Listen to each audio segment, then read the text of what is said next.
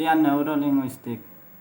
Menurut salah satu ahli, yaitu Ahsan 2006 halaman 3, neurolinguistik mengkaji hubungan bahasa dan komunikasi pada aspek lain fungsi otak. Dengan kata lain, mengeksplorasi proses otak untuk produksi bahasa dan komunikasi. Jadi, dapat dikatakan bahwa neurolinguistik adalah salah satu bidang kajian interdisipliner dalam ilmu linguistik dan ilmu kedokteran yang mengkaji hubungan antara kerja otak manusia untuk memproses kegiatan berbahasa. Jadi, dapat disimpulkan bahwa neurolinguistik adalah ilmu linguistik yang mengkaji tentang hubungan bahasa dan komunikasi pada aspek kerja otak yang memproduksi bahasa. Selanjutnya saya akan membahas tentang hubungan bahasa dengan otak. Menurut Abdul Chaer, tahun 2002 halaman 30, bahasa adalah alat verbal yang digunakan untuk berkomunikasi.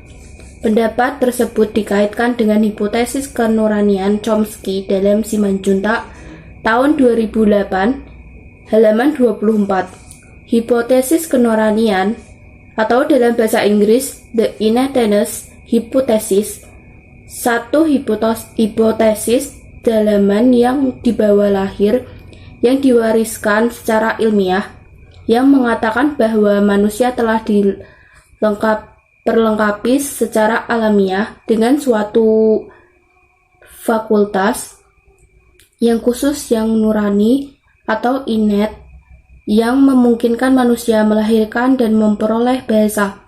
Hipotesis ini menekankan bahwa setiap manusia melahirkan bahasa dari otaknya. Lieberman dalam Simanjuntak tahun 2008 halaman 25 mengatakan setiap masyarakat manusia mempunyai bahasa yang mereka lahirkan sendiri secara evolusi. Bahasa yang dilahirkan secara evolusi ini ialah bahasa linguistik, yaitu bahasa luaran, dan bahasa luaran tersebut berasal dari bahasa nurani yang telah dimiliki secara alami dan juga sejalan dengan teori competence dan performance. Chomsky dalam Mar'at Samsunuwiyati tahun 2005 halaman 18, competence adalah kapasitas kreatif dari pemakai bahasa, sedangkan performance adalah pengguna bahasa secara aktual yang meliputi mendengarkan, berbicara, berpikir, dan menulis. Chomsky beranggapan bahwa pemakai bahasa mengerti struktur dari bahasanya yang membuat dia dapat mengkreasi kalimat-kalimat baru yang tidak terhitung jumlahnya, dan dia mengerti kalimat-kalimat tersebut.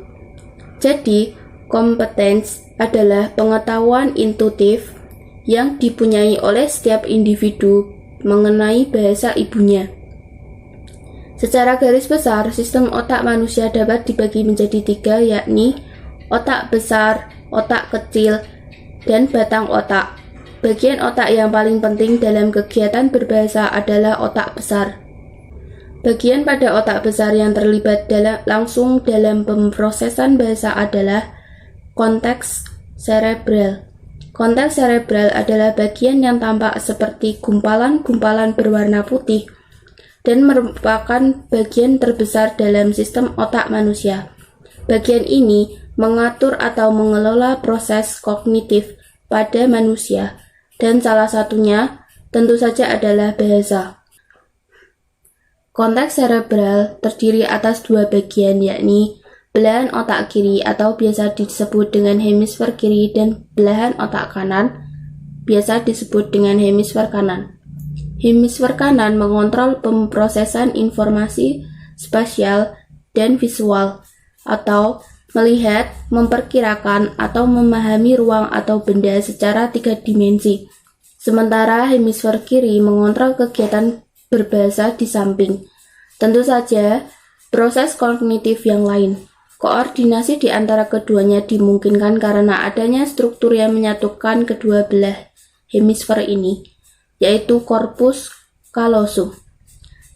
Struktur yang berbentuk mirip tulang rawan ini berperan dalam menyampaikan informasi di antara kedua hemisfer. Selanjutnya yakni proses bahasa dalam otak.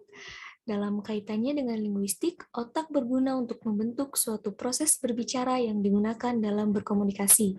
Di dalam otak terdapat 3 pusat yang mengatur mekanisme berbahasa, 2 pusat bersifat reseptif yang mengurus penangkapan bahasa lisan dan tulisan, serta 1 pusat lainnya bersifat ekspresif yang mengurus pelaksanaan bahasa lisan dan tulisan. Bagian otak yang paling penting dalam kegiatan berbahasa adalah otak besar. Fungsi tutur bahasa berpusat dan dikendalikan oleh hemisfer kiri pada orang yang kinan atau right-handed, lawan dari kidal. Kemudian wilayah-wilayah hemisfer kiri dan kanan. Hemisfer kiri sebagai pusat motor tangan kanan, sebagai pusat pendengaran telinga kanan, dan sebagai pusat medan penglihatan mata. Kemudian hemisfer kanan sebagai pusat motor tangan kiri, sebagai pusat pendengaran telinga kiri, dan sebagai pusat medan penglihatan mata kiri. Pada hemisfer kiri, pusat bahasa dan ideasi bahasa mencakup membaca, menulis, mengira, sains, teknologi, berbahasa, dan berpikir analitis dan rasional. Kemudian pada hemisfer kanan, pusat ideasi bukan bahasa mencakup kebolehan konstruksi, proses kegiatan gestalt, pengenalan muka dan garis-garis gambar yang rumit, musik dan lagu, dan idiom-idiom bahasa otomatis. Hemisfer kiri dianggap cukup berdominan dalam proses berbahasa. Pernyataan ini disimpulkan berdasarkan beberapa hal, di antaranya yang pertama, penemuan ahli bedah otak kepada orang yang mengalami kerusakan pada otaknya.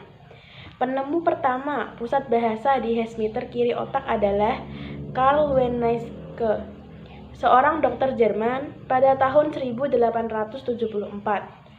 Menemukan kerusakan pada lobus temporal kiri yang disebut Wernicke's area atau medan Wernicke, yang mengakibatkan gangguan dalam memahami ujaran yang disampaikan orang lain. Pada tahun 1861, Paul Broca, seseorang ahli bedah otak Prancis, memulai pengkajian hubungan afesia dengan otak. Saya Asih Kusumawati akan menjelaskan tentang bukti-bukti lateralisasi. Teori lateralisasi adalah satu teori yang dapat ditarik secara jelas bahwa belahan korteks dominan hemisfer kiri bertanggung jawab untuk mengatur penyimpanan pemahaman dan produksi bahasa alamiah. Ada beberapa eksperimen yang menyokong teori lateralisasi, yaitu sebagai berikut. 1. Tes menyimak rangkap. Tes ini pertama kali dikenalkan oleh Broadbent 1954. Tes ini didasarkan pada teori bahwa hemisfer kiri menguasai kerja anggota tubuh sebelah kanan dan hemisfer kanan menguasai kerja anggota tubuh sebelah kiri. 2. Tes stimulus elektrik. Tes ini pertama kali dilakukan oleh Penfield dan Rasmussen 1951, lalu Penfield dan Robert 1959.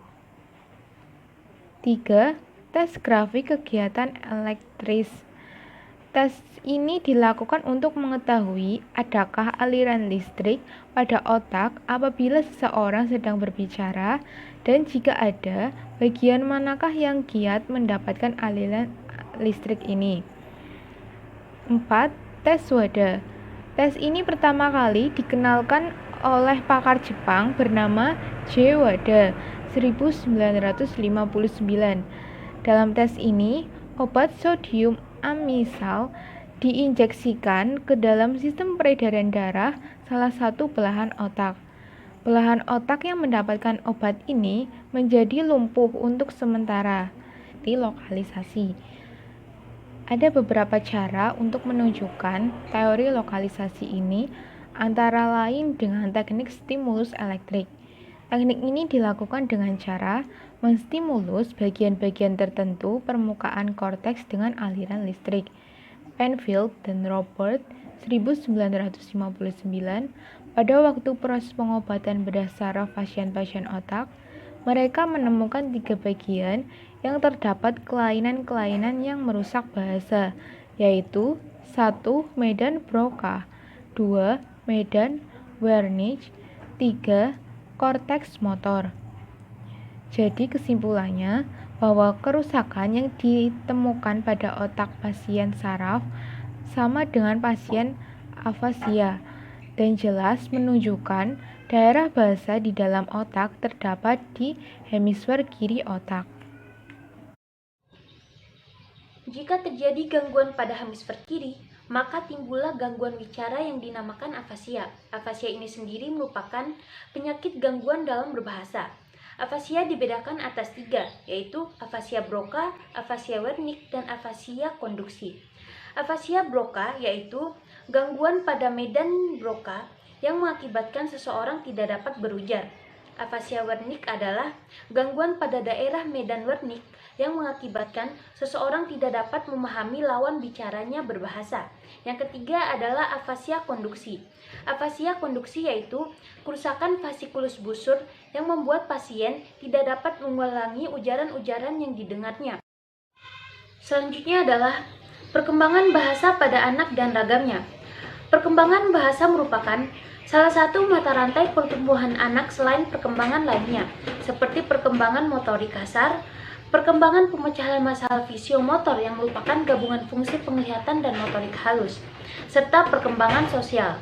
Setiap anak yang normal, pertumbuhan pikirannya akan belajar B1 atau bahasa ibu yang terjadi sampai usia 5 tahun. Kemudian pada masa pubertas usia 12-14 tahun sampai menginjak dewasa usia 18-20 tahun akan tetap belajar B1. Selanjutnya, pemerolehan bahasa pertama pada masa awal. Pemerolehan bahasa pada anak yang baru lahir berawal dari suara tangisan. Pemerolehan bahasa pertama akan diperoleh dari bahasa ibu. Anak akan cepat menguasai bahasa jika memperolehnya pada masa emas, menurut Lanneberg dalam Subiakto 1992. Selanjutnya, pemerolehan bahasa kedua dan kesulitannya.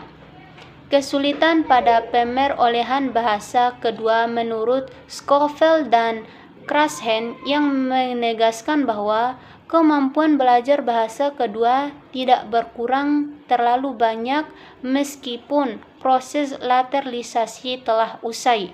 Subiakto Nababan 1992 halaman 66. Dari pemaparan materi tadi dapat disimpulkan bahwa neurolinguistik adalah sebuah sains baru yang wujud sebagai hasil kerjasama di antara neurologi, yaitu ilmu yang mengkaji fungsi dan kerusakan saraf-saraf otak.